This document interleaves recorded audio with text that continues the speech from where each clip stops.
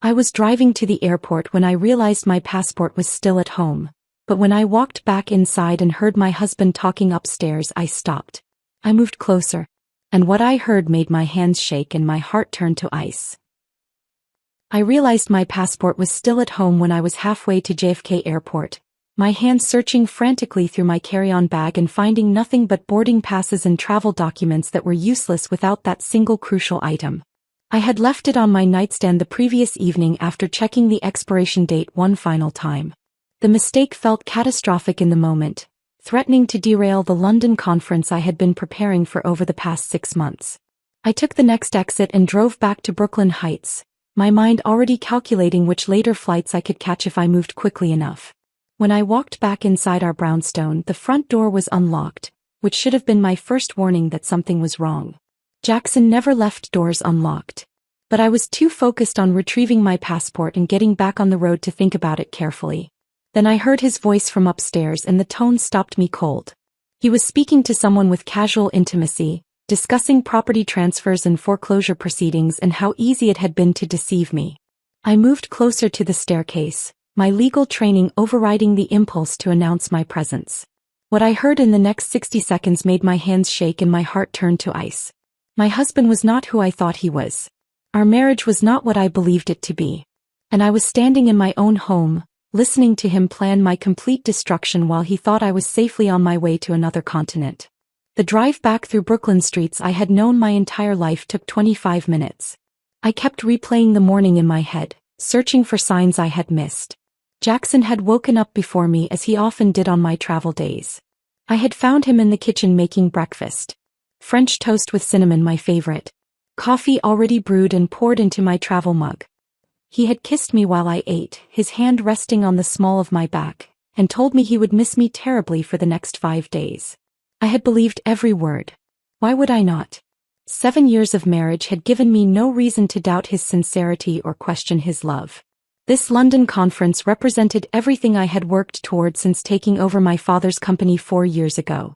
As Chief Risk Officer of Thornfield Security Solutions, I was scheduled to deliver a keynote speech about emerging threats in artificial intelligence security. The invitation from the European Cybersecurity Alliance had arrived 6 months earlier, and I had spent countless hours preparing my presentation, refining my arguments, anticipating questions from an audience of international experts who would be evaluating every word I spoke. This was my moment to prove that I belonged in their world, that a woman could lead in a field still dominated by men who often questioned my credentials before they questioned my ideas.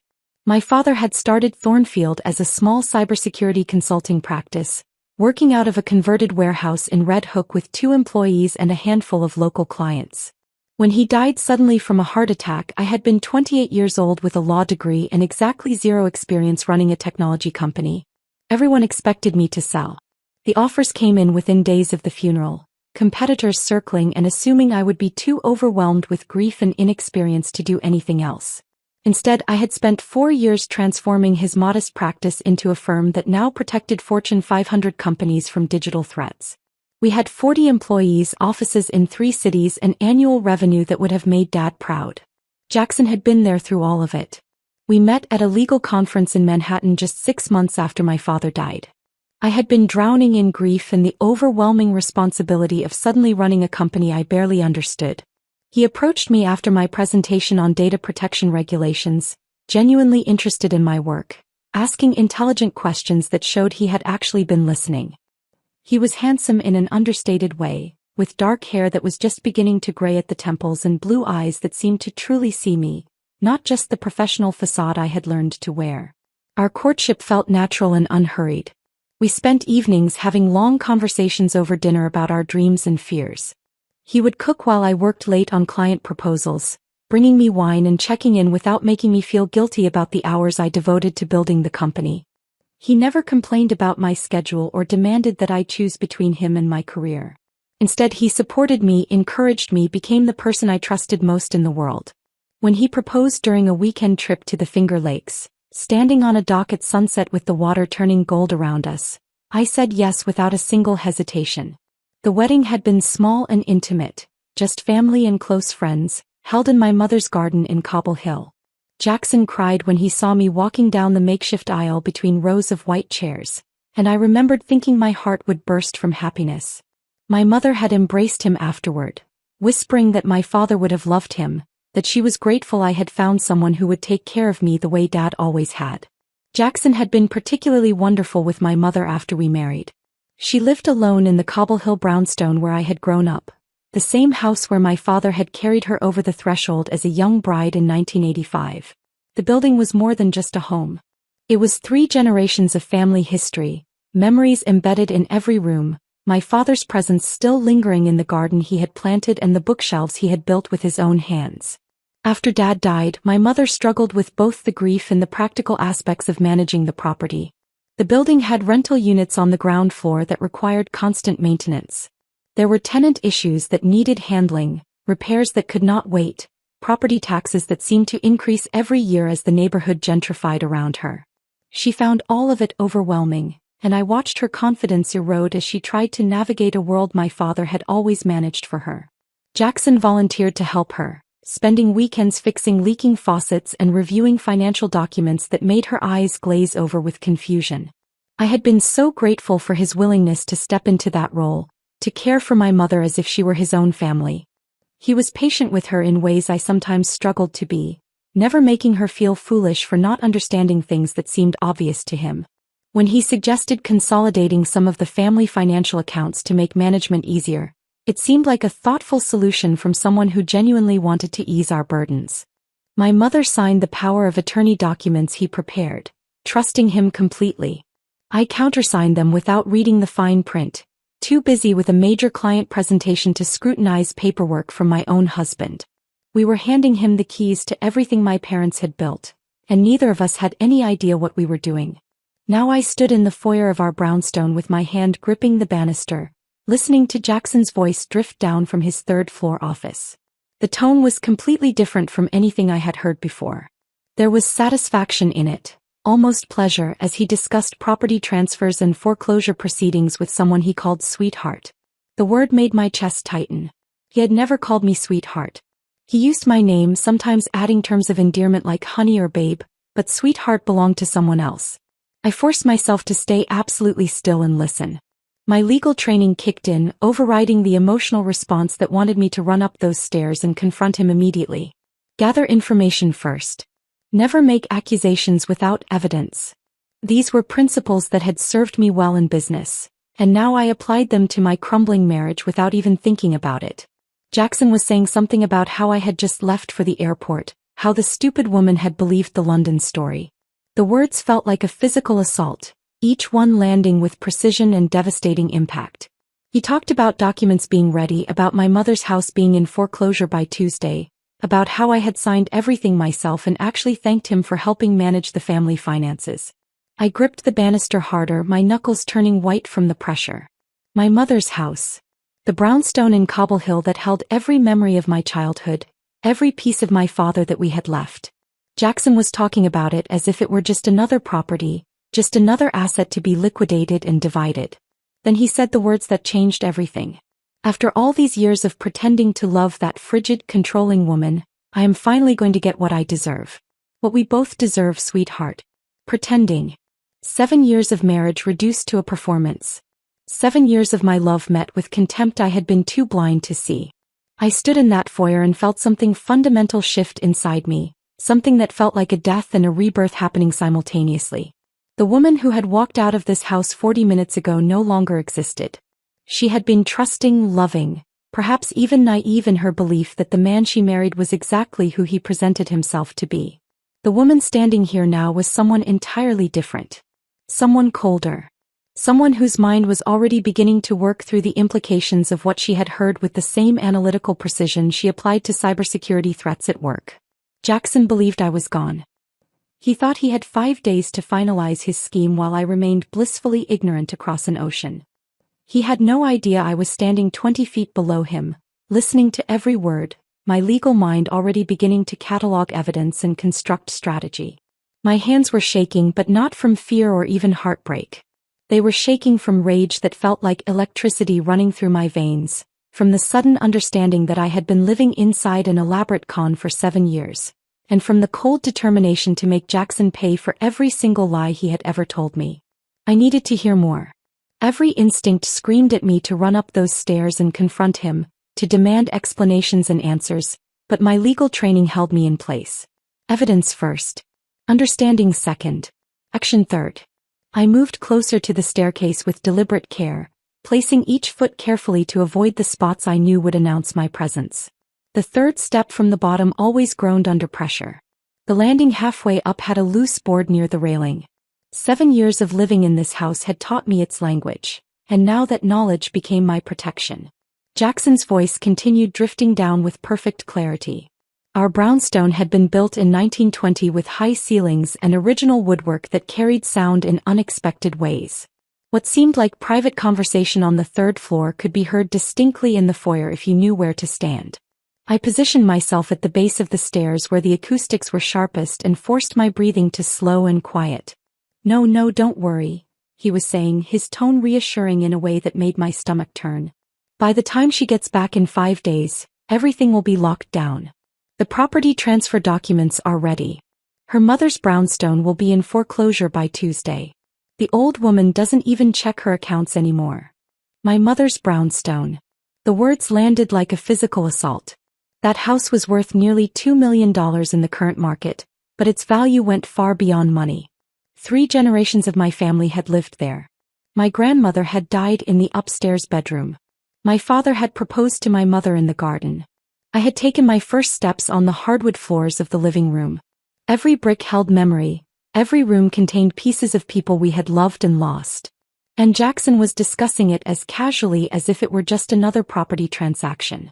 And the best part, he continued, and I could hear the smile in his voice, the satisfaction of someone who believed himself clever and untouchable. She signed everything herself. Every single document over the past year. She actually thanked me for helping manage the family properties while she was so busy with work. The memory came rushing back with sickening clarity. 8 months ago, Jackson had presented me with a stack of papers at the kitchen table one evening. He had explained that consolidating the family accounts would make everything easier to manage, that my mother was getting confused by having multiple statements from different banks, that streamlining the process would reduce stress for everyone. I had been preparing for a major client presentation at the time, my laptop open beside my dinner plate, my mind already halfway through the security protocols I needed to review. I had signed where he indicated without reading carefully, trusting him completely because he was my husband, and why would my husband hurt me? After all these years of pretending to love that frigid, controlling woman, Jackson said, and his voice changed slightly, becoming harder and colder, I'm finally going to get what I deserve. What we both deserve, sweetheart. Sweetheart. He was talking to someone else. Someone who was not his wife. Someone who was his partner in this scheme, his co-conspirator in the destruction of my life. The betrayal doubled in that instant, multiplying into something so large I could barely comprehend its dimensions. This was not just theft. This was not just fraud. This was intimate violation by someone I had shared a bed with, someone I had trusted with my body and my heart and my family's legacy. I heard him laugh at something the other woman said, that genuine sound of amusement I had always believed I inspired in him during quiet evenings at home. The laugh I had fallen in love with during our courtship. Except now I understood it had never been for me. Perhaps nothing had ever been for me. Perhaps I had been living with a stranger who wore my husband's face, who performed affection with practiced skill while feeling nothing but contempt. She'll land in London completely clueless, Jackson continued. I've already scheduled the bank appointments for tomorrow morning. The foreclosure auction is set for Tuesday afternoon. By Wednesday we'll have control of the property and can flip it immediately. The market in Cobble Hill is insane right now. We're looking at a clean $700,000 profit after paying off the mortgage and the equity line. $700,000. That was what my mother's home was worth to him. Not the memories or the history or the fact that an elderly woman who had already lost her husband would now lose the only place she had left that felt like home. Just numbers on a balance sheet. Just profit to be extracted and divided. I know, baby, I know, he said, his voice softening with affection that made my chest physically hurt. Just a few more days and we're done. We can finally stop pretending and get out of here. Maybe somewhere warm this time. You've been talking about Costa Rica. We could do that. Buy something on the beach. Live the life we've been planning for all these years. Costa Rica. A beach house. The life they had been planning. While I worked 60-hour weeks building a company, while I traveled for conferences and client meetings, while I trusted him to be the stable foundation of our marriage, he had been planning an escape with another woman. Planning to steal everything and disappear while I was left with nothing but the wreckage of a life I thought was real. I should have felt devastated. I should have collapsed right there on the floor, broken by the magnitude of the betrayal. Instead, something else was happening inside me. Something cold and sharp and focused. The shock was transforming into clarity, the pain crystallizing into purpose. My mind began working through the implications with the same analytical precision I applied to cybersecurity threats at work. Jackson believed I was at the airport.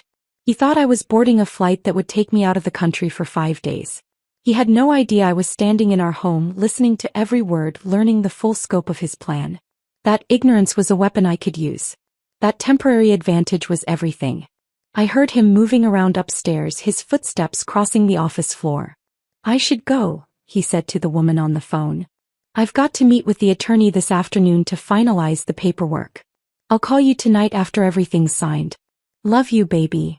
Love you." He told her he loved her with the same casual ease most people used to say goodbye. How many times had he said those words to me while meaning absolutely nothing? How many moments of intimacy had been nothing but performance, calculation, strategic manipulation designed to keep me compliant and trusting?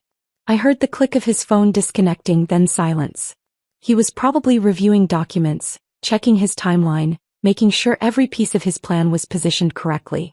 He had no reason to suspect anything was wrong. No reason to believe his perfect scheme had just been exposed by something as mundane as a forgotten passport. I backed away from the stairs with the same careful precision I had used to approach them. The floorboard near the coat closet. The slight squeak in the hardwood by the door. I avoided them all, moving like a ghost through my own home, until I reached the front door and eased it open just wide enough to slip through. The door closed behind me with a soft click that sounded like a gunshot in the quiet street. I walked to my car with measured steps, though every nerve in my body screamed at me to run. My hands fumbled with the keys and I had to try twice before I could get the door unlocked. Once inside, I sat motionless for several long minutes, staring at our brownstone through the windshield, trying to reconcile the building I had loved with the crime scene it had just become. My phone sat in the cup holder where I had placed it during the drive back from the highway. I picked it up and stared at the screen, watching it blur as tears finally came. Not tears of sadness. Tears of rage so intense they felt like they were burning my eyes. I had built a life with this man. I had trusted him with everything that mattered. I had believed in our future together with the kind of faith that now seemed impossibly naive. But crying would not help. Falling apart would not protect my mother or save her home or recover what had been stolen. I needed to think clearly, to move strategically, to become someone Jackson had never anticipated I could be. The woman who had driven away from this house 40 minutes ago would have confronted him immediately, demanded explanations, probably believed whatever lies he told her. That woman was gone. The woman sitting in this car now understood that she was at war, and the first rule of war was to never let your enemy know you were coming. I started the engine and pulled away from the curb, forcing myself to drive at a normal speed even though every instinct told me to floor the accelerator and put as much distance as possible between myself and that brownstone. My hands gripped the steering wheel so tightly that my fingers ached, but the physical pain helped ground me, kept me focused on what needed to happen next rather than what I had just discovered. Jackson believed I was at the airport right now. He thought I was checking in for my flight, going through security, boarding a plane that would carry me across the Atlantic and leave him free to execute his plan without interference. That belief was the only advantage I had and I needed to protect it at all costs. I could not go home. I could not contact him. I could not do anything that would alert him to the fact that his carefully constructed timeline had just been shattered by something as mundane as a forgotten passport. I drove through Brooklyn with no clear destination in mind at first, just moving, putting distance between myself and the life that had revealed itself to be a carefully staged performance. My phone sat in the cup holder and I kept glancing at it, half expecting Jackson to call and somehow know that I had overheard everything. But the screen remained dark and silent. He had no reason to suspect anything was wrong. In his mind I was already gone.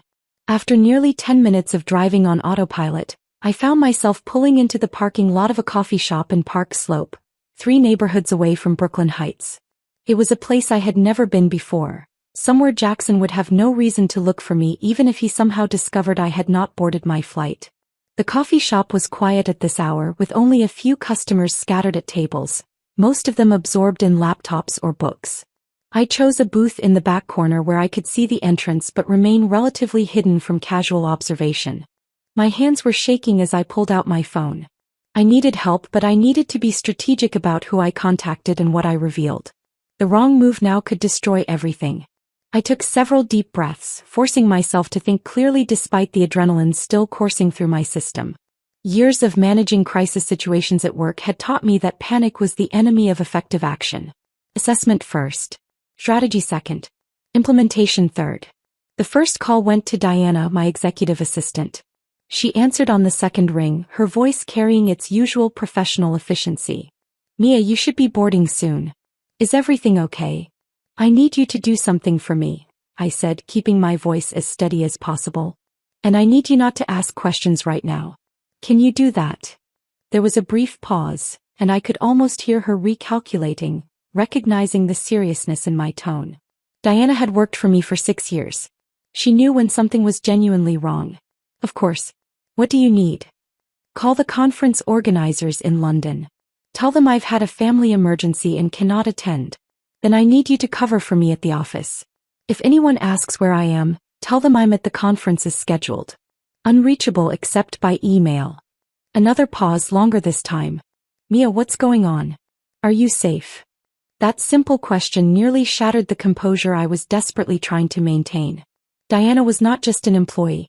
She had become a friend over the years, someone who noticed when I was stressed or overwhelmed, who brought me coffee during long afternoons and covered for me when meetings ran late. The concern in her voice made tears prick at my eyes, but I forced them back. "I'm safe," I managed to say. "I promise I'll explain everything soon. But right now I need you to trust me and do exactly what I'm asking." "You're in London," Diana said quietly. "Got it, Mia. Whatever's happening, I've got your back." I ended the call before my voice could break and sat staring at my phone screen for a long moment. One step completed. Now for the harder part. Vanessa had been my college roommate, the person who had seen me through my father's death and the early terrifying months of running Thornfield when I had no idea what I was doing. After graduation, she had become a forensic accountant, specializing in tracking hidden assets and uncovering financial fraud for law firms and private clients. We still met for dinner once a month when our schedules allowed, maintaining the kind of deep friendship that survives distance and busy careers. If anyone could help me understand the scope of what Jackson had done, it was Vanessa. She answered on the first ring. "Mia, I thought you were flying to London today. I need your help," I said, and this time I could not keep the slight tremor out of my voice. "And I need absolute confidentiality. Can you come to Brooklyn? Right now." "What's wrong? You sound strange." "Please, Vanessa. I can't explain over the phone. Can you come? I'm in my office in Manhattan. I can be there in 30 minutes. "Where?" I gave her the address of the coffee shop and hung up, then ordered a coffee I had no intention of drinking just to justify occupying the booth. The barista was young, probably a college student working a shift between classes, and she smiled at me with the kind of automatic friendliness that felt completely disconnected from the reality I was living in. I carried my coffee back to the booth and sat staring at the steam rising from the cup, watching it twist and dissipate in the air-conditioned atmosphere. Vanessa arrived in 28 minutes, her red hair pulled back in a professional bun, her expression shifting from concern to alarm as she slid into the booth across from me and got a good look at my face. "Talk to me," she said simply. So I told her everything I had overheard. The conversation about property transfers and foreclosures. My mother's brownstone being sold out from under her. The documents I had signed without understanding what they really meant. The woman Jackson called sweetheart, his partner in whatever scheme he had been running. By the time I finished, Vanessa's expression had transformed from alarm into the cold professional focus I had seen her use when analyzing financial records in court cases. "We need to look at your accounts," she said, already pulling her laptop from her bag. "All of them. Joint accounts, investment portfolios, property holdings, everything. And we need to do it right now before he has any chance to realize you know. I can access most of it from my phone, I said, pulling up my banking app with fingers that still trembled slightly. What we discovered over the next 2 hours made the initial shock of overhearing Jackson's conversation seem almost quaint by comparison. Vanessa worked with methodical precision, guiding me through accessing accounts I had barely looked at in months because I had trusted my husband to manage our finances competently. Trust. That word kept echoing in my head with increasingly bitter irony. The joint checking account looked normal at first glance. Regular deposits from my salary. Normal expenses for groceries, utilities, mortgage payments. But when Vanessa started examining the transaction history more carefully, patterns emerged that made my stomach turn. Small transfers out of the account, usually between $1,500 and $3,000, happening every few weeks for the past 18 months. The amounts were carefully calibrated to stay below the threshold that would trigger automatic fraud alerts from the bank. Where is this money going? I asked, watching Vanessa's fingers fly across her keyboard. An account registered to something called Hearthstone Properties, she said, her voice tight with controlled anger. Give me a few minutes. I need to make some calls. She stepped outside to use her phone, speaking in the abbreviated technical shorthand of financial forensic specialists, and I sat alone in the booth watching her through the window. She made 3 calls, each one progressively longer, and with each conversation her expression grew grimmer. When she finally came back inside and sat down across from me, I knew the news was going to be worse than I had imagined. Mia, she said carefully, Jackson Rourke Brennan is not his real name. Or rather, Brennan is not his original surname. She turned her laptop screen toward me and I found myself staring at a criminal record. Jackson Rourke. Convicted of investment fraud in Connecticut 8 years ago. Served 2 years in a minimum security prison. Released on parole and immediately filed for a legal name change, adding Brennan as his surname to create a fresh identity that would not trigger background checks or raise red flags with potential victims. 8 years ago. 1 year before I met him at that legal conference in Manhattan. 1 year before he had approached me after my presentation with what I had believed was genuine interest in my work. Everything had been calculated from the very first moment. There's more, Vanessa said quietly, and she pulled up social media profiles on her screen. A woman named Sienna Hartley, 26 years old, blonde and beautiful, her Instagram feed filled with luxury vacations and designer purchases. And there, in the background of a beach photo, partially obscured but unmistakable, was Jackson. She's his partner, Vanessa said. They're listed as co-owners of Hearthstone Properties. And Mia, they've done this before. My phone buzzed with a text message around midnight. Jackson. The screen glowed in the darkness of my hotel room, and I stared at the words with a detachment that felt almost surreal. Missing you already. Hope the flight wasn't too rough. Call me when you land tomorrow morning. He had even added a heart emoji at the end, that small digital symbol that was supposed to represent affection but now felt like mockery. I did not respond immediately. Instead, I calculated the time difference. Thought about when someone arriving in London after an overnight flight would reasonably be expected to call, and made a note to contact him at the appropriate hour. Every detail mattered now. Every action had to support the fiction that I was exactly where he believed me to be. But sleep would not come that night. I lay in the unfamiliar bed of the Lower Manhattan hotel where I had checked in under Diana's name, staring at the ceiling and thinking about my mother. She would be asleep right now in the Cobble Hill brownstone, completely unaware that the home she had lived in for 40 years was being stolen from her. Jackson had scheduled the foreclosure auction for Tuesday. Today was Thursday. I had 5 days to stop it, but first I needed to understand exactly what he had done. Morning arrived with gray light filtering through the hotel curtains. I showered and dressed mechanically, then drove to Cobble Hill before I could second-guess the decision. My mother was an early riser, always had been, and I knew I would find her awake even at 7 in the morning. The brownstone looked exactly as it always had, its brick facade warm in the morning sun, the garden my father had planted still thriving despite his absence. I sat in my car for several minutes, gathering courage for a conversation I desperately did not want to have. How do you tell your mother that the man she trusted, the man who had fixed her leaking faucets and reviewed her bank statements and treated her with such apparent kindness, had been systematically robbing her? She answered the door in her bathrobe, surprise and pleasure crossing her face when she saw me. Mia, sweetheart, what are you doing here? I thought you were flying to London yesterday. Change of plans, Mom. Can I come in? She stepped aside, already moving toward the kitchen to make coffee, that automatic hospitality that had been ingrained in her since childhood. I followed her through rooms filled with furniture that had witnessed 3 generations of family life, past photographs on the walls showing my father's face frozen in moments of happiness, to the kitchen where sunlight streamed through windows overlooking the garden. "Is everything all right?" she asked, setting 2 mugs on the counter. "You look tired. I need to ask you something, and I need you to be completely honest with me. Can you show me any paperwork Jackson has given you recently? Anything related to the house or your bank accounts?" Her expression shifted from pleasant concern to confusion. "What's this about, Mia? Please, Mom. Just show me what you have."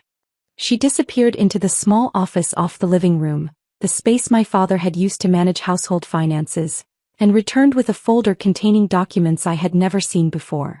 I spread them across the kitchen table and felt my stomach drop as I read through page after page of legal paperwork that my mother had signed without understanding. Jackson had refinanced the brownstone 18 months ago, taking out a new mortgage that was nearly double the remaining balance on the original loan. He had also opened a home equity line of credit for an additional $200,000.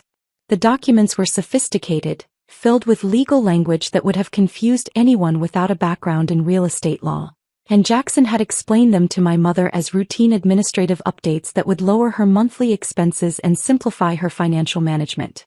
"You said this would make things easier," my mother said quietly, watching me read. "You said the payments would go down." "I never said that, Mom. Jackson said that. But you signed too. Right here." She pointed to a signature line, and I saw my own name written in handwriting that was close enough to mine to pass casual inspection but not quite right in the details. The forgery was good, professional, the work of someone who had practiced. "When did he have you sign these?" I asked, keeping my voice as steady as possible. "About a year and a half ago. He brought them by one afternoon when you were traveling for work. He said you had already reviewed everything and approved it, that he just needed my signature to finalize the paperwork. I trusted him, Mia. He's your husband. Why wouldn't I trust him?" I pulled up my banking app and accessed my mother's accounts using the information she had given me years ago for emergencies. What I found made the room tilt slightly. The refinancing had generated over $300,000 in cash, money that should have been deposited into my mother's account. Instead, it had vanished into accounts registered to Hearthstone Properties, the shell company Vanessa had identified. The monthly mortgage payments had not been made in 4 months. Late fees and penalties had accumulated. The bank had filed foreclosure proceedings 2 weeks ago, sending notices to a post office box that Jackson controlled. "Mom," I said carefully, "when was the last time you actually received a bank statement in the mail?" She thought about it, confusion deepening on her face. Jackson said he had everything switched to electronic statements to save paper. He said he would review them and let me know if there were any problems. Of course he had. He had intercepted every piece of communication that might have alerted her to what was happening. She had been living in her home with no idea that she was about to lose it. "Your house is in foreclosure," I told her, the words feeling like stones in my mouth. "The auction is scheduled for Tuesday." The color drained from her face. She sat down heavily in one of the kitchen chairs, her hand reaching out to grip the table edge. "That's not possible. Jackson said everything was fine. He said the new mortgage made everything easier. Jackson has been stealing from you, Mom. From both of us. And I'm going to stop him, but I need you to trust me now and not contact him about any of this. Can you do that?" She nodded slowly, tears beginning to track down her face, and I felt rage burn through me with renewed intensity. This was not just about money or property. This was about destroying an elderly woman's sense of security, about taking advantage of her grief and vulnerability, about violating the trust she had extended to someone she believed was family. I spent the next 2 hours with my mother, going through every document Jackson had ever given her, photographing everything with my phone. Then I called Vanessa and gave her the information she needed to trace where the money had gone and document the fraud. My mother sat in silence through most of this, occasionally wiping tears from her face, struggling to process the reality that the man who had seemed so helpful had been systematically robbing her. "I should have paid more attention," she said finally. "I should have asked more questions. This is not your fault, Mom. Jackson is a professional. This is what he does. He targets people who are vulnerable and trusting, and he manipulates them so skillfully that they never see it coming. But even as I said those words, I felt the weight of my own guilt. I had brought Jackson into our lives. I had vouched for him, trusted him, given him access to everything that mattered. If anyone should have seen through his performance, it should have been me. That afternoon I drove to Martin's office in downtown Manhattan, the corporate attorney who had handled Thornfield's legal matters since my father first started the company. I had called ahead to tell him I needed to see him urgently and privately, that I could not come to Thornfield's offices because I was supposed to be in London and could not risk being seen by employees who might mention it to Jackson. Martin's office occupied the 42nd floor of a glass tower overlooking the East River, all polished surfaces and expensive art that projected competence and success. He met me in a private conference room, his expression grave as I laid out everything Vanessa had discovered about Jackson's true identity and the scope of his fraud. I need to know if the company is vulnerable, I told him, spreading documents across the conference table. If he's been stealing from me personally and from my mother, what's to stop him from going after Thornfield?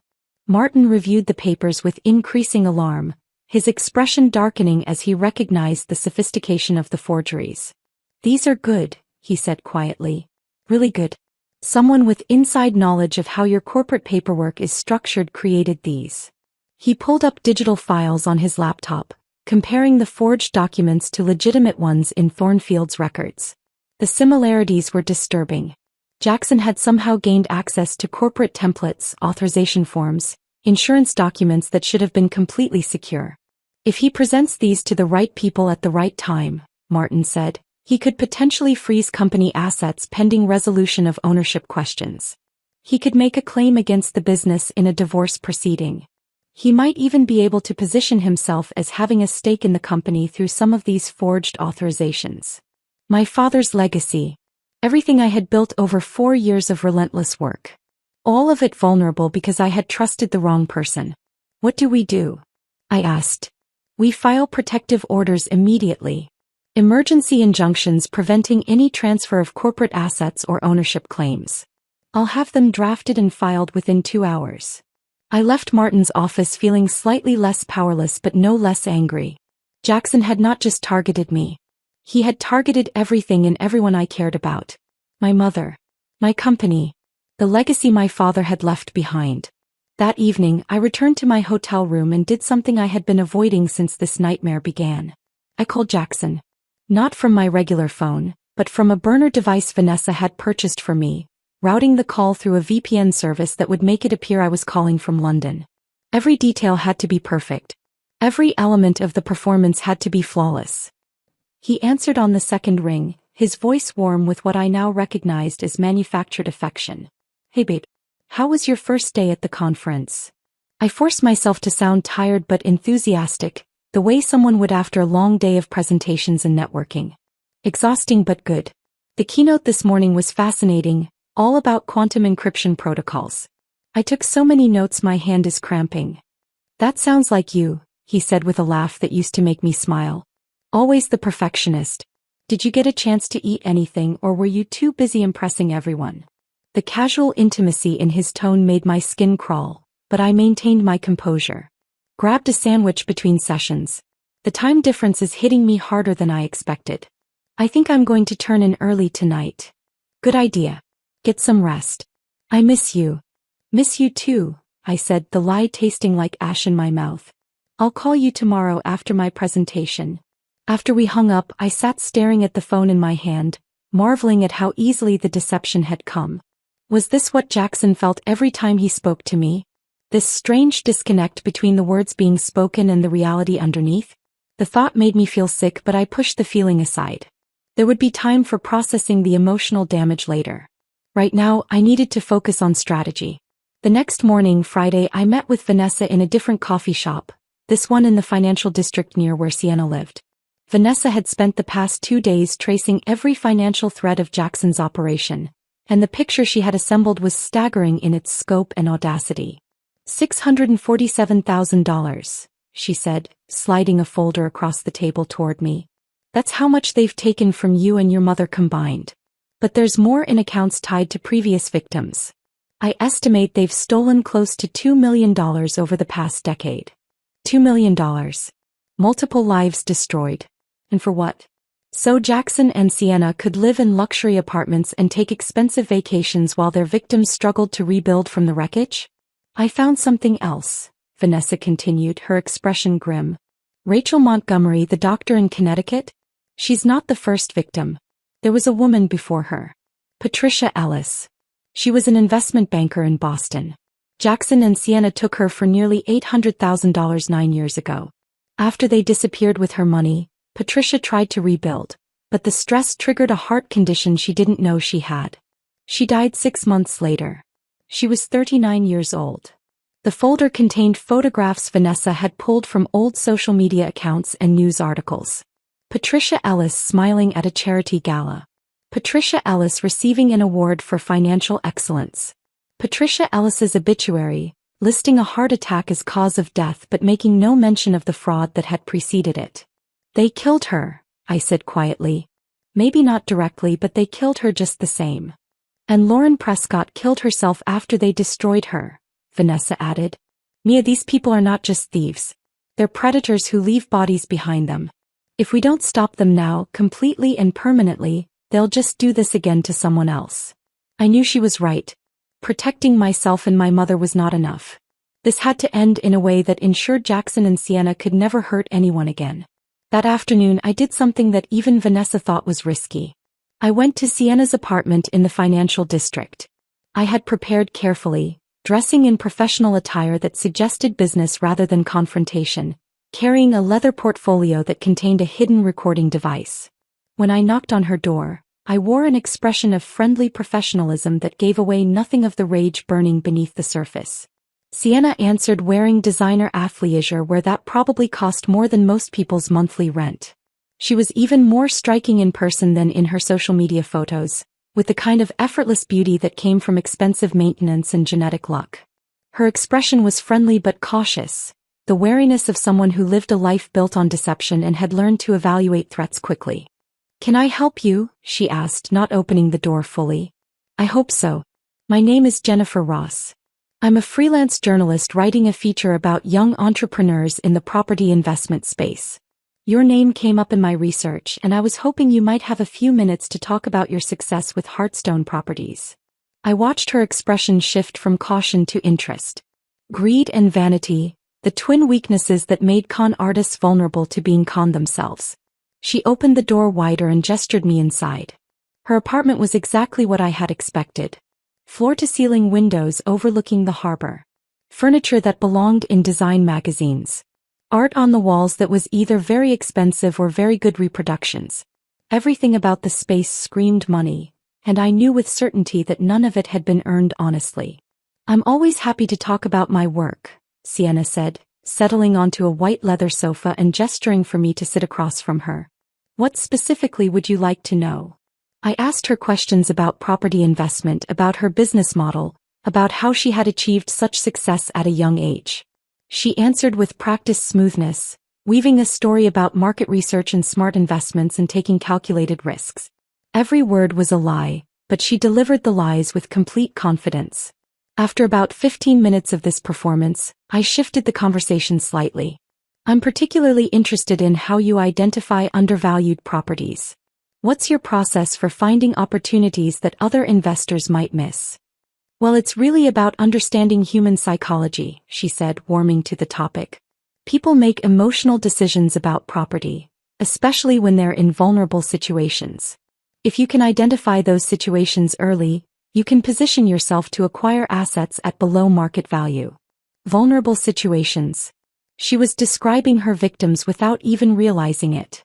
"That's fascinating," I said, leaning forward slightly. "Can you give me a specific example? Obviously nothing confidential, but maybe a general scenario of how this works in practice." She hesitated for just a moment and I could see her calculating whether to continue. But the combination of flattery and what she perceived as journalistic interest won out over caution.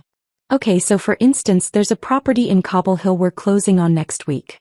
The owner is an elderly woman who got overwhelmed managing the building after her husband died. We helped her refinance to make things easier, and now we're positioned to acquire the property at the foreclosure auction for about 60% of its market value. Once we flip it, we're looking at a profit of around $700,000. My mother's house. She was sitting in her luxury apartment, discussing the theft of my mother's home with the casual indifference of someone describing a routine business transaction. The recording device in my portfolio captured every word. "That's impressive," I said, keeping my voice neutral despite the fury building in my chest. "And you do this with a partner, correct?" "Jackson Brennan." "Jackson Rourke," she corrected automatically, then caught herself. "I mean, yes, Jackson Brennan. We've been working together for years." I pulled out my phone and opened it to a photograph. Not of Sienna and Jackson, but of Patricia Ellis and Lauren Prescott, the two victims whose lives had ended because of what Jackson and Sienna had done to them. "Do you recognize these women?" I asked, holding the phone where she could see the screen. Her face went pale. "Who are you?" "My name is not Jennifer Ross. It's Mia Thornfield." "And that property in Cobble Hill you're planning to steal?" "That's my mother's house. The one you and Jackson have been systematically robbing while he pretended to be my husband." She stood up quickly, backing toward the door. "I think you need to leave." "These women are dead," I continued, my voice remaining calm despite the emotions churning inside me. "Patricia Ellis and Lauren Prescott. Dead because of what you and Jackson did to them. How many others, Sienna? How many lives have you destroyed?" "Get out of my apartment," she said, her voice rising. "Get out or I'm calling the police." "Please do," I said, standing but not moving toward the door. "I'd love to explain to the police exactly what you and Jackson have been doing. I have documentation of everything. Bank records, forged documents, evidence of your previous victims. I've spent the last 3 days building a case that will put both of you in prison for a very long time." Her hand was on her phone, but she had not dialed yet. I could see her mind working, trying to calculate her options and finding them all closed off. "Or," I continued, "you could cooperate. Tell me everything. Every detail of your operation, every account where you've hidden money, every victim you've targeted. Do that, and maybe I'll mention your cooperation when I speak to the district attorney." She stared at me for a long moment, and I saw the exact instant when her survival instinct overrode her loyalty to Jackson. "I want a lawyer," she said. "And I want immunity." "Then you better have something worth trading," I replied. Sienna sat back down on her white leather sofa, but the confident posture from earlier had vanished. Her shoulders were tight, her hands clasped together in her lap, and I could see her mind working through calculations that were rapidly producing unfavorable outcomes. She was cornered and she knew it. "I need to make a call," she said finally, her voice lacking the smooth confidence it had carried just minutes earlier.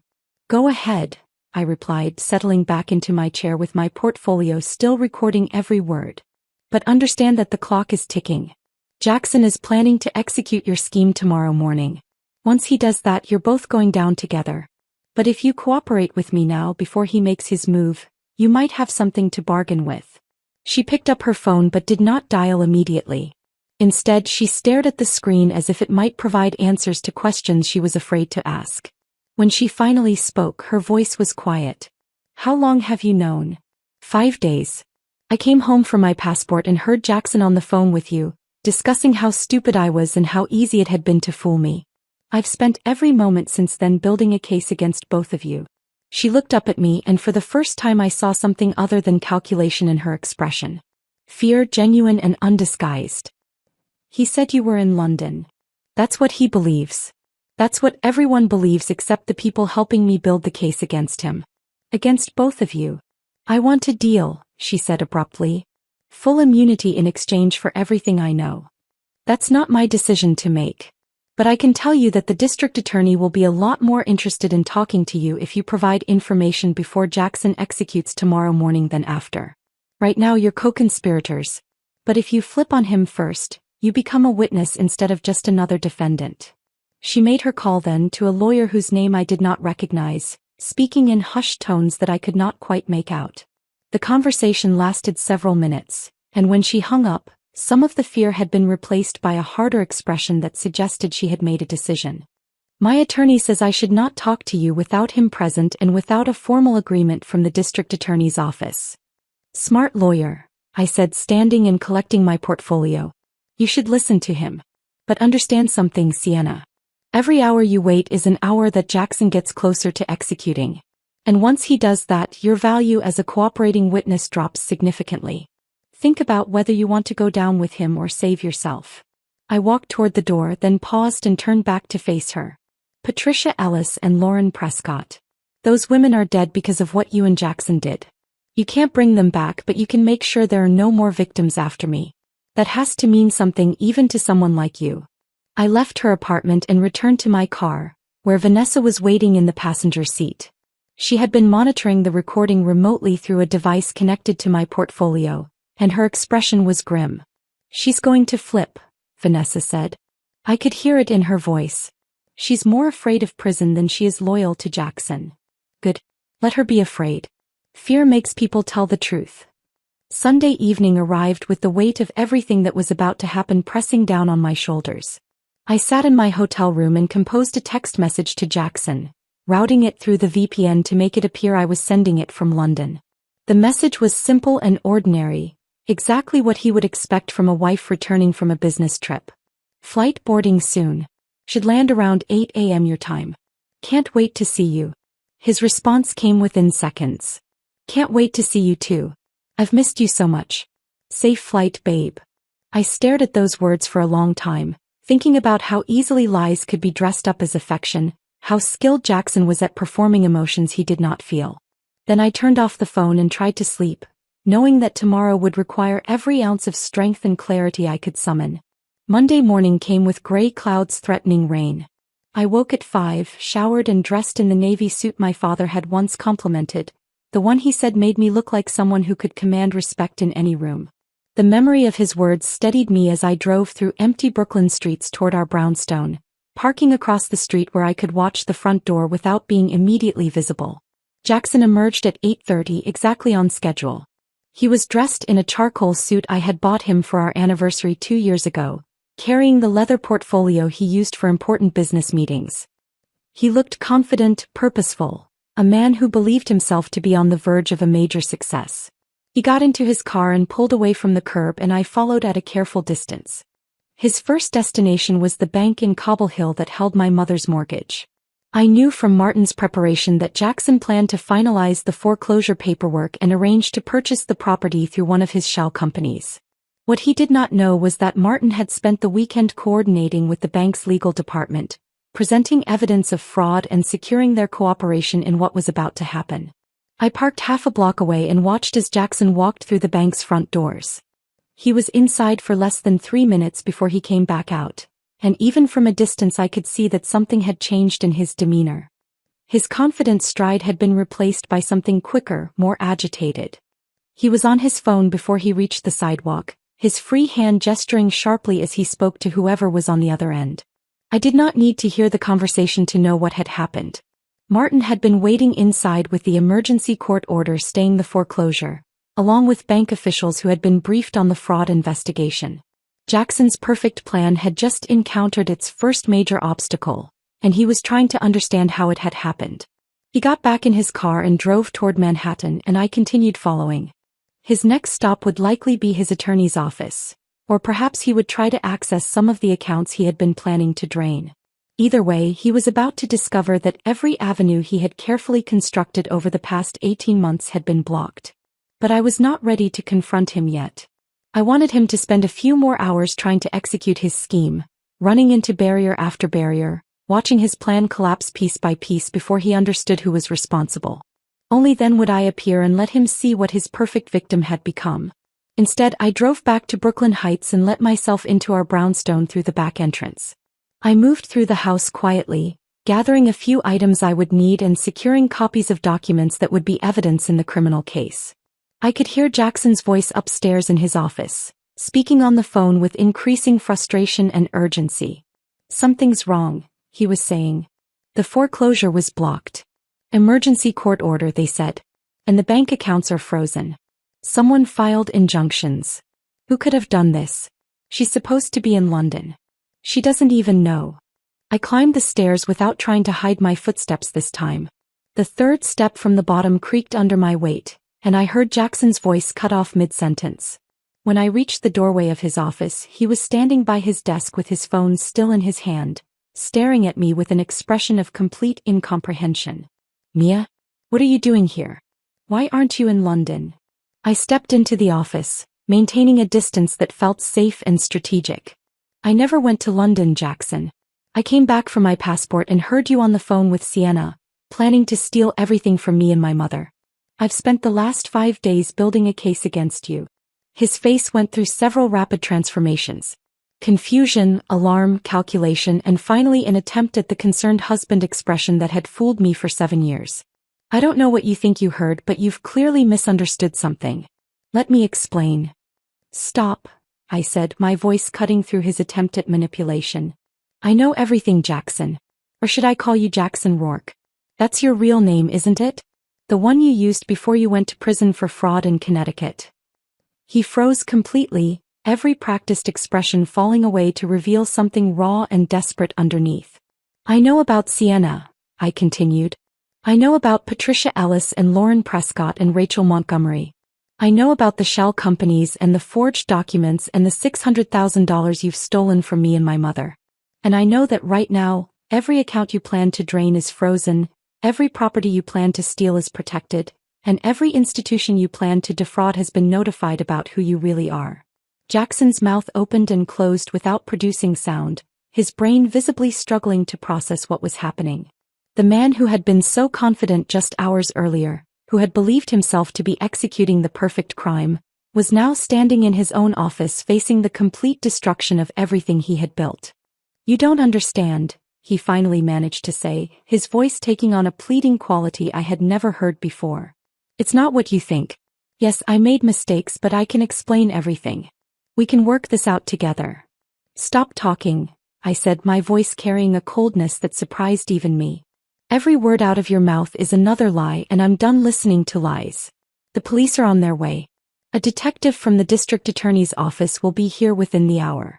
You can save your explanations for them. He took a step toward me and I instinctively moved back, my hand reaching for my phone. The movement stopped him and I saw something shift in his expression. Recognition, perhaps, that the woman standing in front of him was not the person he had married, not the trusting victim he had spent 7 years cultivating. Mia, please. Just listen to me for 5 minutes. Let me explain how this happened, how things got out of control. I never meant for it to go this far. You never meant to steal $600,000 from me and my mother? You never meant to forge documents and commit fraud? You never meant to target me specifically after my father died because you saw me as vulnerable and wealthy? Which part of your decade-long pattern of destroying women's lives did you not mean to do, Jackson? His face flushed red, anger finally breaking through the desperate attempt at manipulation. You think you're so smart, don't you? Think you've won something here? You have no idea what you've done. You have no idea who you're dealing with. Actually, I know exactly who I'm dealing with. Jackson Rourke, convicted fraudster, serial con artist, predator who has destroyed multiple lives and left at least 2 women dead.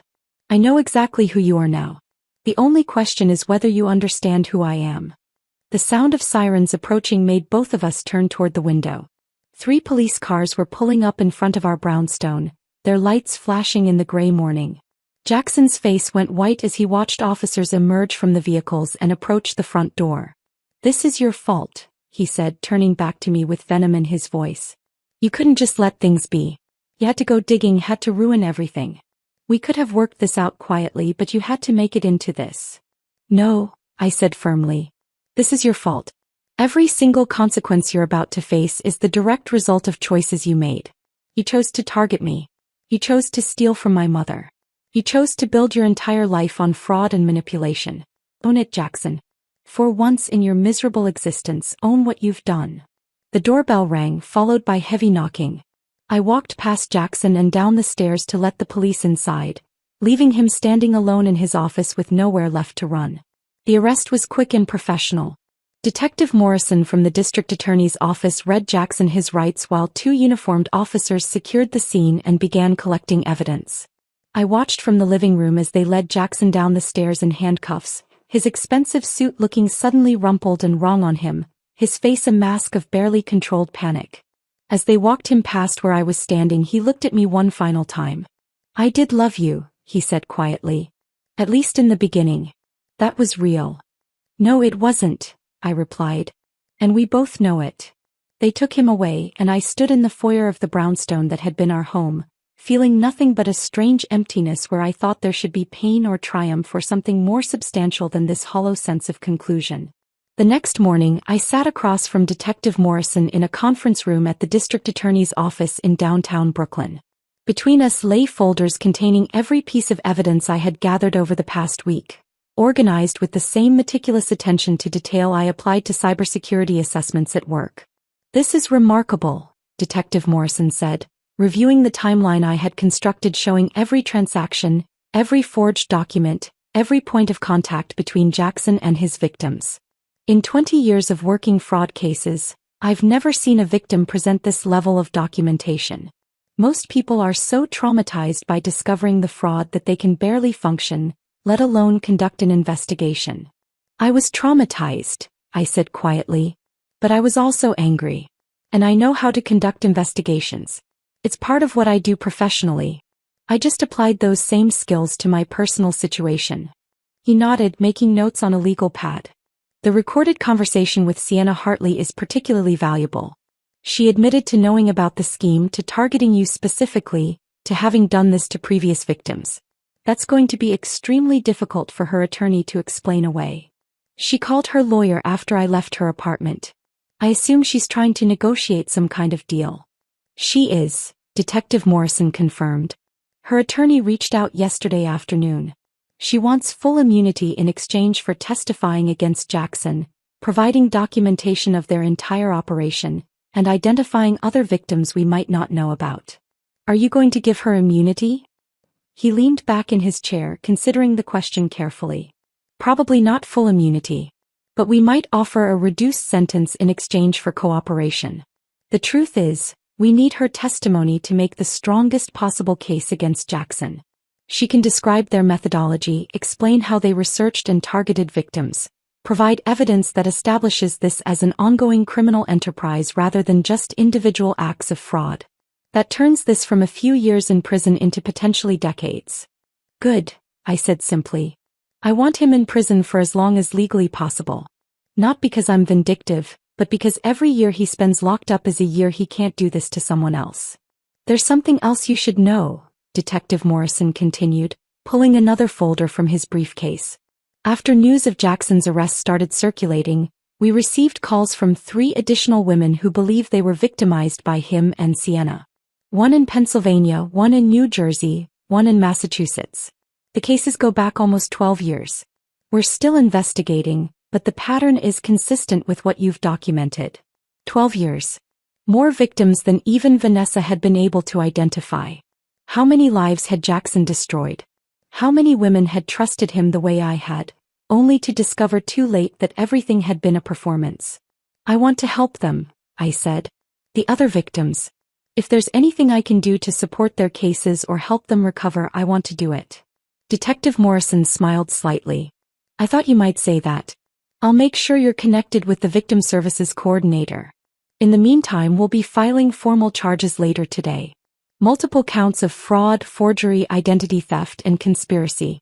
Jackson is looking at 15 to 20 years if convicted on all counts." The preliminary hearing was held 3 weeks later in a Brooklyn courtroom that smelled of old wood and floor polish. I sat in the gallery with my mother beside me, watching as Jackson was led in wearing an orange jumpsuit that made him look smaller and less significant than the man who had dominated my life for 7 years. His attorney, a sharp-looking woman in an expensive suit, sat beside him whispering what I assumed were strategic instructions. The prosecutor laid out the case with clinical precision, describing the pattern of fraud that had begun more than a decade earlier and had continued through multiple victims across multiple states. She presented evidence of forged documents, fraudulent property transfers, stolen funds that totaled well over $1 million when all victims were accounted for. She played portions of the recording I had made of Sienna, her voice filling the courtroom as she described targeting vulnerable women and stealing everything they owned. Jackson sat motionless through most of it, his face carefully neutral, but I saw his hands clench when the prosecutor mentioned Patricia Ellis and Lauren Prescott, the 2 women whose lives had ended after he had destroyed them financially. When the prosecutor finished, Jackson's attorney stood and argued that much of the evidence was circumstantial, that my recording of Sienna had been obtained under false pretenses, that Jackson had a right to present his own version of events at trial. The judge listened impassively and then set bail at $2 million, an amount Jackson could not possibly meet given that all his assets had been frozen. As they led him back out of the courtroom, Jackson's eyes found mine in the gallery.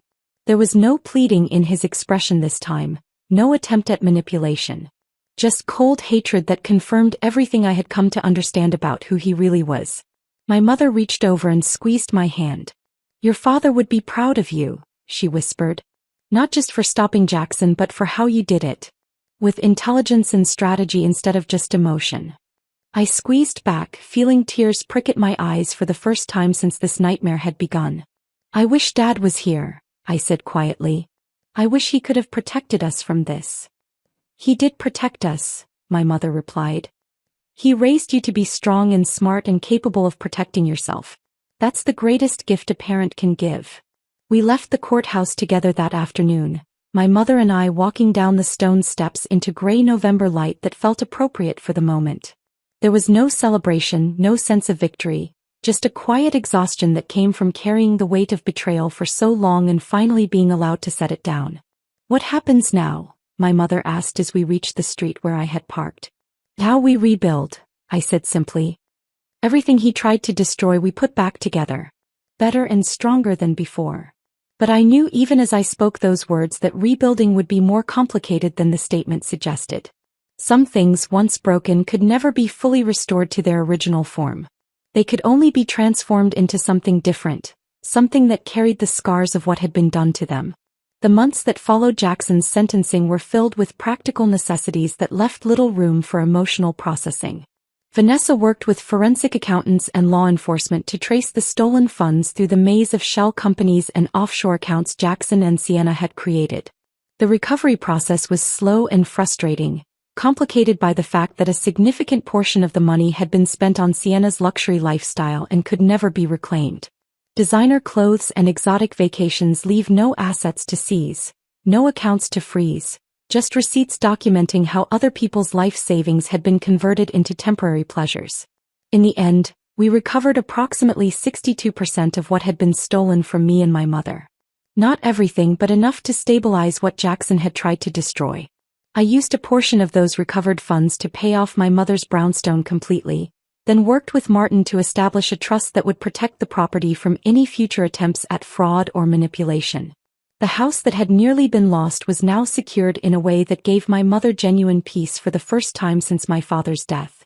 Thornfield Security Solutions required a different kind of rebuilding. The company itself had survived Jackson's attempt at corporate fraud intact, thanks to the emergency injunctions Martin had filed.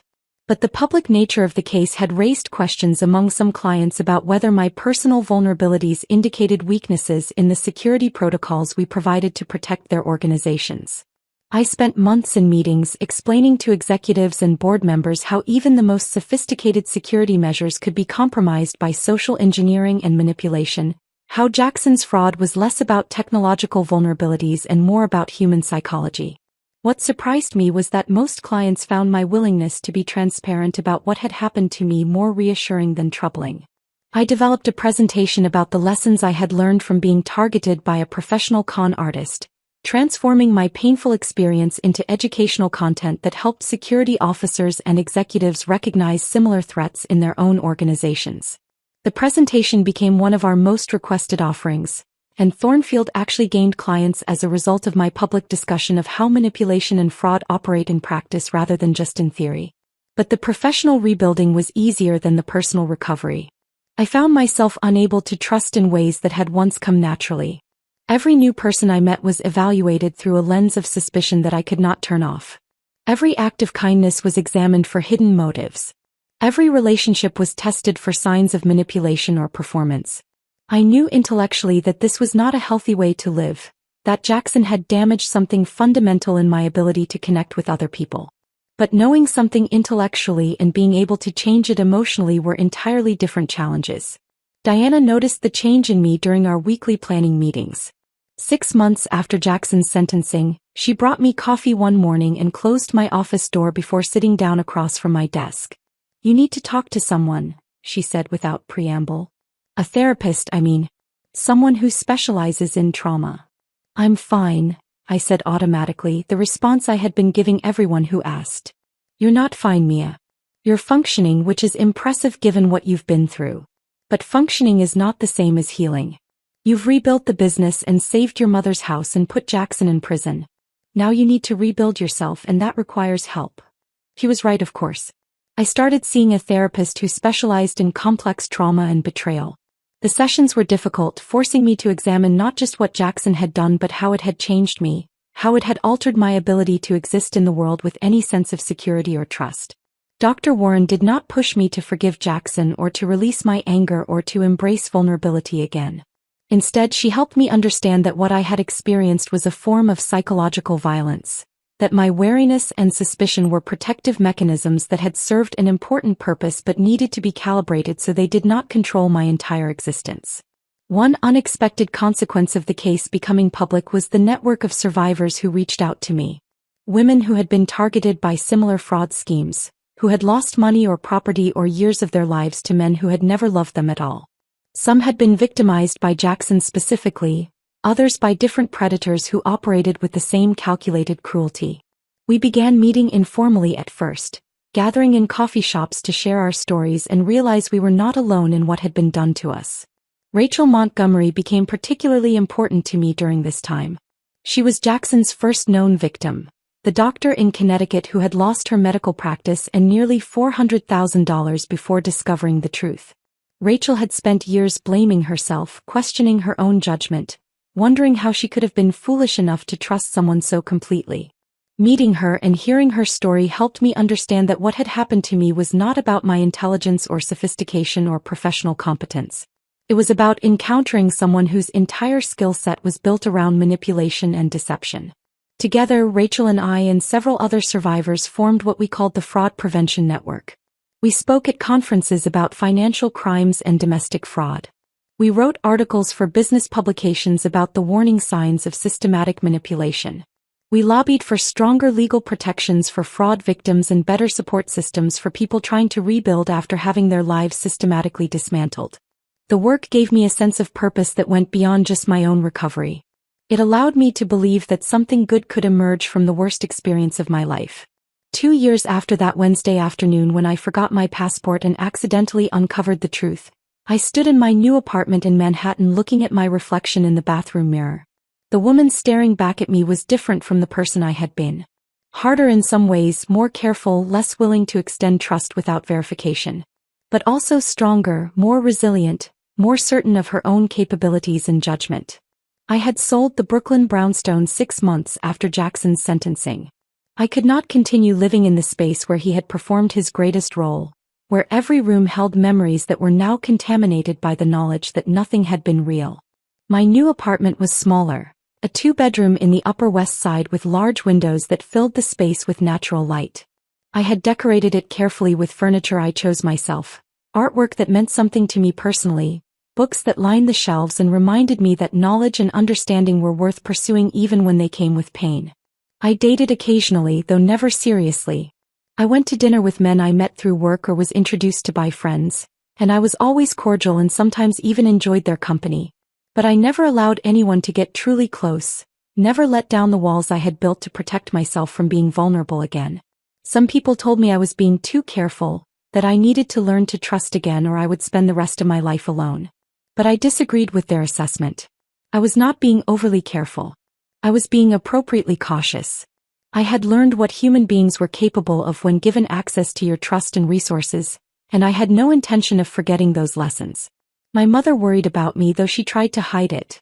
She would visit my apartment and comment on how quiet it was, how empty it felt despite the furniture and artwork. She would ask if I had met anyone interesting lately, her tone carefully casual but her concern obvious underneath. I would reassure her that I was fine, that I was focused on my work and my advocacy and the life I was building on my own terms.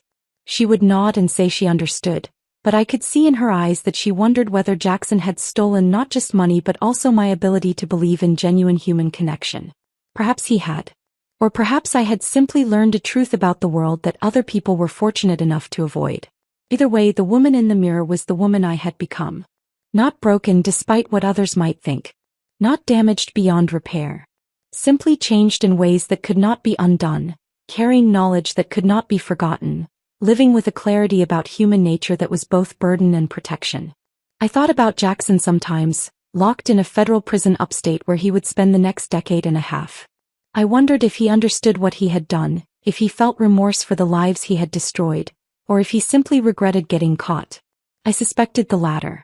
People like Jackson did not experience genuine remorse because they did not see other people as fully human. We were resources to be exploited, roles to be performed, obstacles to be overcome or avoided. But he had made one critical mistake. He had targeted someone who refused to be destroyed, someone who had the resources and intelligence and sheer stubborn determination to fight back. And in doing so he had created exactly the kind of enemy he should have feared most. The woman in the mirror smiled slightly at that thought, then turned away and went back to living the life she had built from the ruins of betrayal. If this story of strategic revenge kept you captivated until the very end, hit that like button right now. My favorite part was when Mia stood in her foyer listening to Jackson's phone conversation, realizing in that single moment that her entire marriage had been an elaborate lie. What was your favorite moment? Drop it in the comments below. Don't miss more compelling stories like this. Subscribe and hit that notification bell so you never miss an upload.